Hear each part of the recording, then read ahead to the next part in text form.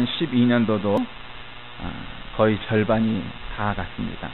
6월에 셋째 주일을 맞이하고 있으니까 이제 조금만 더 지나면 한두 주만 지나면 1년의 절반이 간 것 같습니다. 옛말에 세월은 유수와 같다, 흐르는 물과 같다, 그런 말이 있는데 그런 것 같습니다. 20대 때는 인생이 20km, 시속 20km로 달리는 것과 같고, 30대는 30km, 40대는 40km, 50대는 50km, 이렇게 나이가 들수록 세월이 더 빠르게 느껴진다 하는 것을 체감하게 되는 것 같습니다. 사람의 기억에는 두 가지 파일이 있다고 합니다. 하나는 과거의 즐거웠던 기억, 우리가 흔히 추억이라고 말할 수 있는 그러한 내용들을 담는 그런 파일이 있고, 두 번째 파일은 온갖 상처, 고통, 부정적인 일들을 담는 그런 파일이 있다고 합니다. 우리는 혼자 사는 존재가 아니기 때문에 살다 보면 오해도 있을 수 있고, 또 상처를 주거나 받고 살 수도 있습니다. 또 그렇게 여기지 않지만 그러나 직급이나 사역 일 때문에 직장에서 또 어디에서건 상처를 주고 받기 쉽습니다. 근데 너무 친한 친구라서 철석같이 믿고 비밀을 털어놓았는데, 이건 비밀인데 너만 알고 있어? 그러면서 온 사람이 다 아는 그런 일도 생기는 경우를 보게 됩니다. 그러면 사람은 상처를 받고 용서할 수 없는 그런 서운함 가질 수 있겠습니다. 베스트셀러 작가 가운데 하나인 이청준이 쓴 밀양, 속칭 벌레 이야기라는 소설이 있습니다. 원래 실화를 바탕으로 쓰여진 건데 전도연 주연의 영화로 만들어져서 깐느까지 가서 여우주연상을 받아 깐느의 여왕 이런 별명을 붙여줬던 유명한 영화입니다. 아람이라는 4학년 아이가 있었는데 그 아이가 유괴됩니다. 학교 간다고 집을 나갔는데 아이가 돌아오지 않습니다. 누구에게 알아보아도 그의 행방을 아는 이가 없습니다. 경찰의 수사도 진척이 없습니다. 방송과 언론에서 한두 번 떠들썩하더니 그뿐이었습니다. 부모의 가슴은 시커멓게 타들어갑니다. 마침내 아이는 죽은 채 발견되고 체포된 범인은 놀랍게도 아이가 다니던 학원의 학원장이었다라는 내용입니다. 아이 엄마는 분노의 화를 풀어낼 길이 없습니다. 도무지 용서가 되지 않는 것입니다. 그러다 옆집 김 집사님의 인도로 교회를 찾습니다. 그녀가 교회에 나간 이유는 단순합니다. 바로 죽은 아들 아람이의 영혼을 위해 기도하기 위해서였습니다. 그때 그 곁에 있던 김 집사가 말합니다.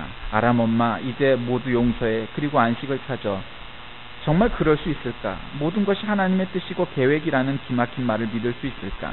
인간에게 감당할 만큼의 고통만을 허락한다는 것을 믿을 수 있을까? 결코 쉽지 않았습니다마는 기독교에 귀의하면서 점차 아람 엄마의 마음은 변화되어 갑니다.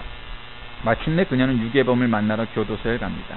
정말 너무너무 힘들었지만 그 유괴범을 용서하겠노라, 그렇게 다부지게 마음을 먹고 찾아갔습니다. 그런데 아들을 죽인 유괴범이 이리 말합니다. 저는 이미 하나님께 용서를 받았습니다. 그래서 마음이 평안합니다. 나의 죄는 오직 주님만이 판단하실 겁니다.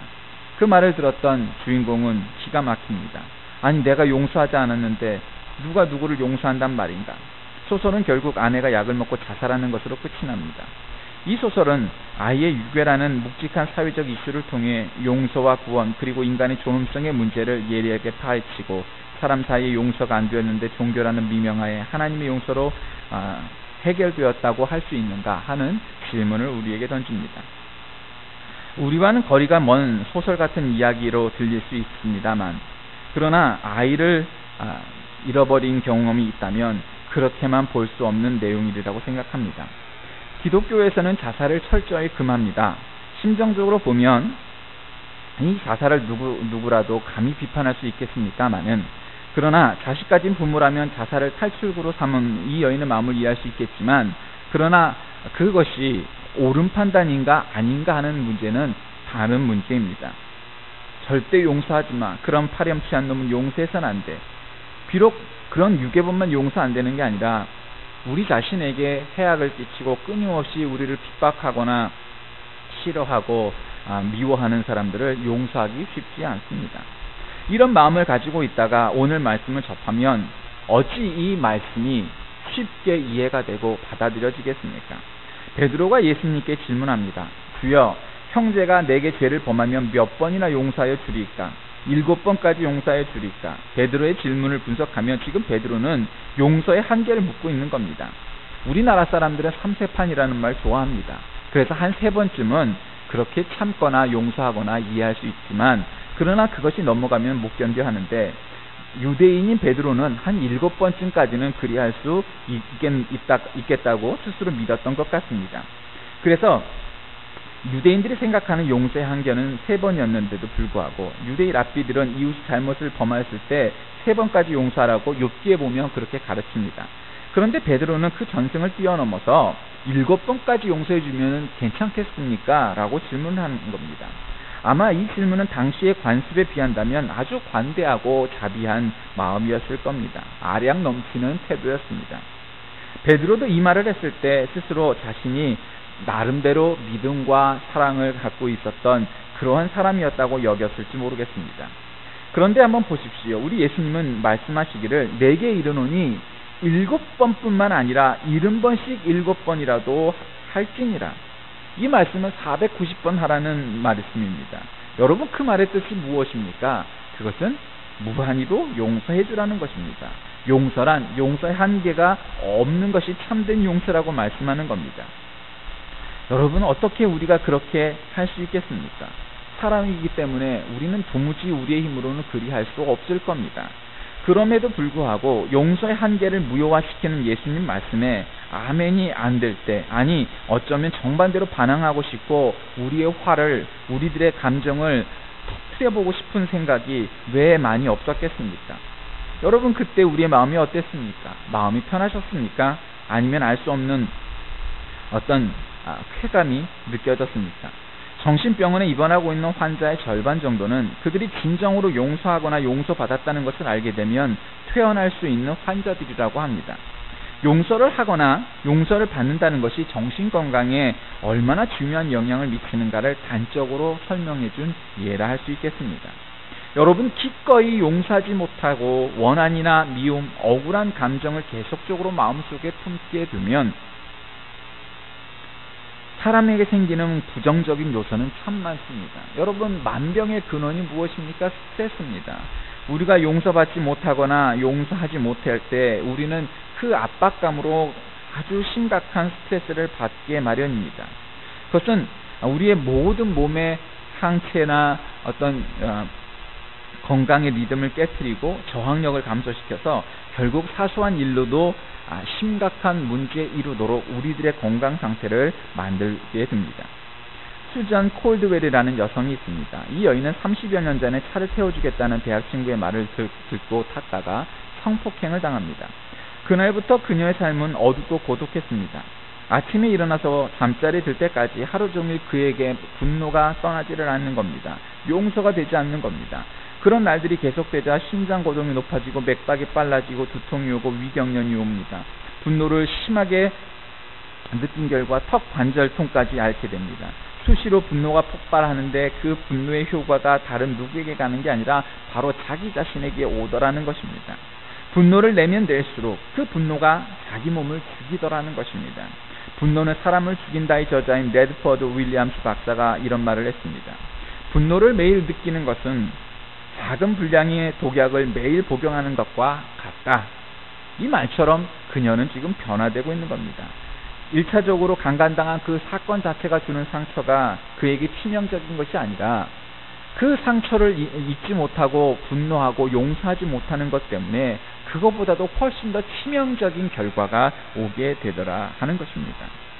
여러분, 이게 의학적으로도 옳은 이야기입니다. 분노의 감정이 뇌에 넘치며 교감신경과 부교감신경을 모두 자극하게 되어 우리는 끊임없이 원한을 느끼면 우리의 심장의 괴로운 리듬을 유발하고 관상동맥 스트레스 현상을 유발한다고 합니다. 그러니 우리가 일체적인 상처나 피해에 끝나지 아니하고 오히려 우리가 그 상처를 심화시키고 악화시켜서 우리 몸에 치명적인 결과를 초래할 수도 있다는 것입니다. 이렇듯 분노는, 그리고 용서하고 용서받지 못한 그러한 감정의 찌꺼기들은 우리의 삶의 쓴뿌리가 되어서 우리들의 영적, 정신적, 그리고 육체적인 치명적인 결과를 초래할 수 있다는 사실을 우리는 유념해야 합니다. 그래서 예수님의 말씀이 이성적으로 도무지 이해가 안 가더라도 사실 예수님의 이 말씀은 굉장히 이성적인 말씀이라고 우리는 판단해야 합니다. 우리가 그렇게 70번씩 7번씩을 용서하고라도 살아야 하는 까닭은 그래야 내가 살 수 있기 때문입니다. 예수님의 치료법인 용서는 사실은 바로 나 자신을 살리는 방법이기 때문입니다. 자유를 얻고 싶다면, 건강해지고 싶다면, 행복해지고 싶다면 과거의 망령에서 벗어나야 합니다. 마음의 상처, 분노 훌훌 털고 일어나야 내가 강건하여지고 또 미래를 향하여 나아갈 수 있게 되는 겁니다. 바로 그것이 오늘 성경이 우리에게 가르쳐주고 있는 교훈인 용서입니다. 어떤 것은 빨리 용서가 되지만 어떤 것은 수년 혹은 수십 년이 지나도 용서하지 못할 때가 있습니다. 상처가 깊을수록 시간이 오래 걸리고 아니 어쩌면 평생 동안 용서하지 못할 일들을 마음속에 두고 살아가는 사람도 있어 죽을 때까지도 용서하지 못하고 돌아가는 일도 생기게 마련입니다. 그러나 여러분, 내가 먼저 살고 봐야 하지 않겠습니까? 여러분, 용서는 과거를 잊어버리는 것이 아닙니다. 그냥 내가 자비하고 너그러워서 눈 감아주는 것이 아닙니다. 우리가 화를 내고 있다는 것을 부정하거나 혹은 그것이 주는 상처를 아프지 않은 것처럼 가장하는 것도 아닙니다. 그까이까 안 보면 살지, 그런 용서가 아닙니다. 여러분, 완전한 용서란 무엇이겠습니까? 완전한 용서의 첫걸음은 나를 먼저 용서하는 것입니다. 조건이 없습니다. 이유도 없습니다. 나를 용서하지 못한 나를 무조건 용서하고 그 다음 그 시간 이전에 모든 사람을 용서해야만 합니다. 그리고 다시는 되돌아보지 않는 것입니다. 용서는 그럴 때 나를 살려내고 또 옆 사람을 살리고 세상을 살릴 수 있기 때문입니다. 어떤 일이 발생하면 처음 나오는 반응은 자신을 변호하기 위해 그렇지만이라는 말이 먼저 튀어나오는 것이 사람의 속성입니다. 그 대신 나는 제가 잘못했습니다, 참여합니다 라는 말을 먼저 배워야 했다. 그러면 모든 것이 다 용서되고 잊혀졌다. 나는 완전한 용서를 경험하게 되었다. 마르틴 베출러의 출가 10년 나를 낳치다 중에 나오는 대목입니다. 또 황용희의 가시울타리의 증언이라는 책 가운데에도 이런 대목이 나옵니다. 용서하는 순간 분노와 원한과 슬픔의 굴레에서 벗어날 수 있다. 용서하는 사람은 신체적으로 건강하고 정신적으로 행복해질 수 있으며 용서는 타인을 위한 것이기도 하지만 가장 중요한 것은 자기 자신을 위한 것이기도 하다. 모든 용서의 행위 가운데 고통, 영적 수술, 해출발 이렇게 세 단계가 있습니다. 첫 번째 단계는 고통은 본인이 상처를 받았을 때 생깁니다. 본인이 상처를 받지 않으면 고통은 없습니다. 고통이 없으면 진정한 의미의 용서란 성립이 안 됩니다. 그러니까 용서라는 말을 남발하면 안 됩니다. 또 상처받는 게 사람마다 다 다르지 않습니까? 태산이 무너져도 상처를 덜 받는 강심장이 있는가 반면에 아주 조그마한 일에도 큰 상처를 받는 그러한 사람도 있게 마련입니다. 예를 들어 불쾌감이라는 것이 있습니다.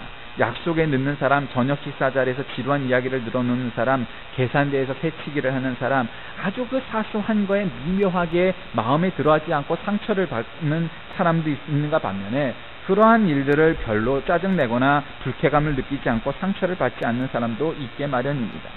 용서가 필요한 상처란 인간이라는 보편적인 가치, 사람 사는 상식이 무너짐에서 오는 것입니다. 누가 보아도 잘못된 행위, 불공정한 행위, 견딜 수 없는 행위, 돈 때문에, 사랑 때문에, 인간관계 때문에, 출세 때문에 사람들에게 상처를 주거나 받는 따위의 일들을 우리는 상처라고 말할 수 있게 됩니다. 바로 이런 일을 당하면 상처를 받게 되고 고통을 안게 됩니다. 이게 바로 용서가 필요한 영역이 되는 것입니다. 그러니까 용서를 제대로 하려면 자기가 당한 고통을 정확하게 볼 줄 아는 눈이 있어야 합니다. 무엇이 옳고 무엇이 그른지 밝게 볼 줄 알아야 합니다.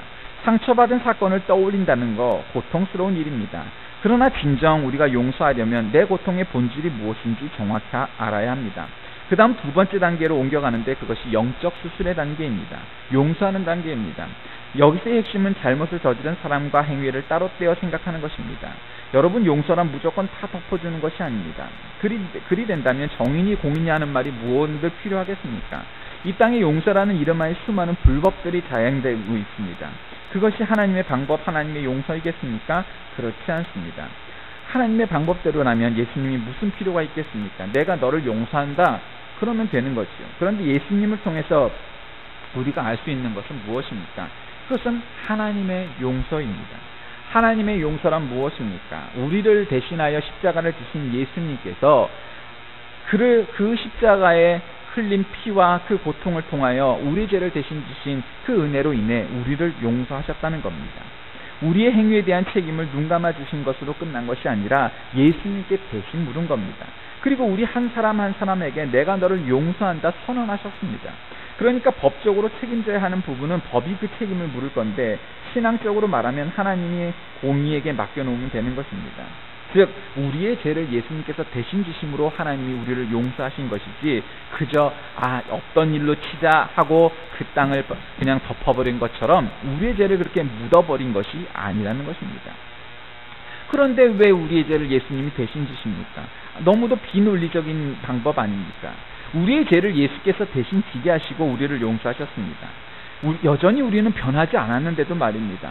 그러니까 우리는 바로 이 하나님의 방법을 모방해서 닮아가서 우리가 할 일만 하면 됩니다. 내가 그 사람을 변화시키겠다, 그것은 하나님이라 가능한 일입니다. 그 사람이 아니라 그 사람에 대한 나의 생각을 바꾸면 되는 것입니다. 나쁜 사람, 나쁜 놈, 그러한 이미지나 감정을 지워버리고 그도 하나님 앞에서는 한없이 연약하고 가엾은 인생임을 우리가 보는 것입니다. 나의 용서를 필요로 하는 사람이라고 내 생각을 바꾸는 것입니다. 이건 반드시 이리해야 하는 근거가 있습니다. 베드로가 질문한 걸 가만히 보십시오. 주여, 형제가 내게 죄를 범하면, 그렇게 표현하고 있습니다. 이 질문을 가만히 보면 다른 사람이 내게 잘못하는 경우만 따지고 있지, 정작 나도 남에게 그렇게 잘못할 수 있다는 걸 쏙 빼놓고 있는 베드로의 심리 상태를 보여줍니다. 왜 내가 나를 힘들게 한 가해자를 용서해야 하느냐 하면, 그에 대한 생각을 바꿔야 하느냐, 나도 누군가에게 그와 같이 하는 사람이라는 것입니다. 인간이란 말하자면 전세 사는 사람과 같습니다. 한번 이사를 하려면 전세금을 받아서 전세갈 집 주인에게 주어야 합니다. 그래서 한 군데라도 펑크가 나면 연쇄적으로 어려운 일이 닥치는 것처럼, 다른 사람이 나에게 잘못을 하고 나에게 상처를 주는 것처럼 나도 그만큼 그와 같이 살고 있다는 것을 인정해야 합니다. 우리 마음속에서 영적 수술이 이루어지면 이제 새 출발이라는 새로운 관계로 나아갈 수 있습니다. 이것이 바로 용서의 완성입니다. 서로 멀어졌던 두 사람이 완전히 새로운 관계를 시작하는 것 말입니다. 딸과 소원했던 아버지가 딸의 손을 붙잡고 이제 다시 애비 노릇 제대로 하고 싶구나 이렇게 말하고, 남편의 손을 잡은 아내가 이제 다시 아내 노릇 제대로 하고 싶어요 라고 말하는 것처럼 말입니다. 용서하지 않기로 한다면 우리에게 남은 수단은 복수뿐입니다. 복수는 우리를 과거에 고착시킬 뿐만 아니라 계속해서 과거를 되풀이하게 만드는 놈입니다. 그러나 용서하면 복수의 에스컬레이터에서 내려와 두 사람 모두 계속되는 잘못의 악순환에서 벗어날 수 있습니다. 새 출발을 할 수 있게 됩니다. 마치 상대방이 내게 아무런 상처도 주지 않은 것처럼 전혀 새로운 관계를 시작할 수 있게 되는 것입니다. 미국의 제16대 대통령 에이브라함 링컨이 대통령 선거에 출마했을 때 일입니다. 정적 가운데 그를 몹시도 비난하는 사람이 있었는데, 민주당에 소속된 사람으로 그 당시 법무장관이었던 에드윈 스탠턴이라는 사람이었습니다. 성품이 아주 강직한 사람이었고 또한 독설로도 유명했답니다. 그래서 아주 대놓고 링컨을 비난했습니다. 아주 심한 모욕적인 발언을 서슴지 않았습니다. 그는 사람들에게 이렇게 말했습니다. 여러분, 링컨의 얼굴을 한번 보십시오. 그 얼굴이 도대체 우리나라의 대통령이 될 만한 얼굴입니까? 저는 고릴라를 잡기 위해서는 아프리카로 가야만 되는 줄 알았습니다. 그러나 이제는 생각을 바꾸었습니다. 링컨의 고향에 가면 얼마든지 고릴라를 잡을 수 있다는 사실을 깨달았기 때문입니다. 그는 이렇게 링컨을 고릴라 같은 사람이라고 모욕적인 발언으로 비난을 했습니다. 그런데 링컨이 대통령이 선출되었고, 되고 나서 자기 행정부를 조직하면서 놀랍게도 자기를 그토록 비난했던 스탠턴을 국방장관에 임명했습니다. 과거에 자기를 비난했던 그의 모든 잘못들을 깨끗이 용서해 주었습니다. 그리고 그의 자질을 높이 평가해 국방장관에 임명했던 것입니다. 과연 스탠턴은 링컨의 기대에 어긋나지 않았고, 링컨을 잘 도와 훌륭한 업적을 많이 남긴 장관이 되었습니다. 후에 링컨이 암살을 당했을 때 그때 제일 슬퍼했던 사람이 바로 스탠턴이었다고 합니다. 그는 링컨의 시신 앞에서 이런 유명한 말을 했다고 합니다. 여기에 인류 역사상 가장 위대한 통치자가 누워 있습니다. 이제 그의 이름은 인류 역사상 영원히 기념되어질 것입니다. 사랑하는 교우 여러분, 어느 누구에게도 과거가 현재를 가두는 감옥이어서는 안 될 것입니다. 과거를 바꿀 수도 없을 뿐만 아니라 현재를 옭아매고 앞으로 나아갈 미래를 제안하기 때문입니다. 따라서 우리는 어떻게 해서든 과거의 아픈 기억을 해소할 길을 찾아야 하고, 우리에게 상처를 주는 사람, 우리가 준 상처를 우리는 기억하고 우리의 마음의 짐에서 내려놓아야 합니다. 그 상처를 더 이상 붙들고 산다면 우리는 앞으로 나아갈 수 없기 때문입니다. 하나님의 용서가 우리에게 주는 시사는 바로 그것입니다. 하나님의 용서가 우리에게 더 이상 그 죄의 대가를 치르지 않도록 용서하셨던 것처럼 우리도 모든 사람에 대하여 그렇게 용서해야만 한다는 사실입니다. 그렇지 않다면 우리는 하나님께 용서받은 하나님의 자녀라 말할 수 없기 때문입니다. 또 용서는 그 사람을 위해서가 아니라 나 자신을 살리는 길이라고 말씀드렸습니다. 용서는 가해자가 아니라 피해자가 베풀 수 있는 은혜입니다. 우리에게 배신당한 하나님이 용서를 먼저 시작하셨던 것처럼 상처를 내가 받았다면 내가 그를 용서함으로 우리가 진정 하나님의 용서를 좇아하는 하나님의 자녀가 될 수 있는 것입니다.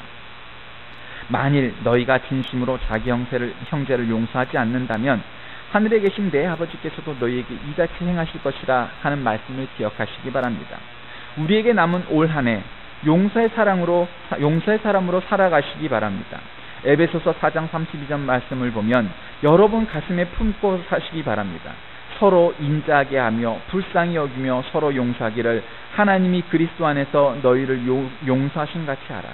여러분 하나님의 용서를 기억하시고 참다운 하나님의 용서로 살아가는 저와 여러분 되시기 바랍니다. 마지막으로 맥스 루케이도의 한 대목을 통해 오늘의 설교를 끝마치려 합니다. 성도를 성도답게 만드는 것은 완벽함이 아니라 용서다. What makes a Christian is not perfection, but forgiveness. 성도를 성도답게 만드는 것은 완벽함이 아니라 용서다. 기도하시겠습니다. 살아계신 하나님, 하나님의 용서는 우리들에게 어떠한 죄도 용서할 수 있는 존재로 우리를 변화시킬 수 있도록 만드셨습니다. 우리도 하나님처럼 그 용서할 수 있는 사람 되게 하여 주옵소서. 또한 나도 남에게 그와 같은 상처를 주고 사는 사람임을 기억해 하셔서 참으로 우리의 삶 가운데 하나님의 용서를 통해 나 자신이 살고 또한 남을 살리는 그러한 하나님의 자녀로 살아가게 하여 주옵소서. 우리를 용서하시기 위해 당신의 아들을 죽이심으로 말미암아 우리를 용서하셨듯 우리도 가장 귀한 것을 십자가에 못 박는 하나님의 자녀로 살아가게 하여 주옵소서. 예수 그리스도의 이름으로 간절히 기도하옵나이다. 아멘.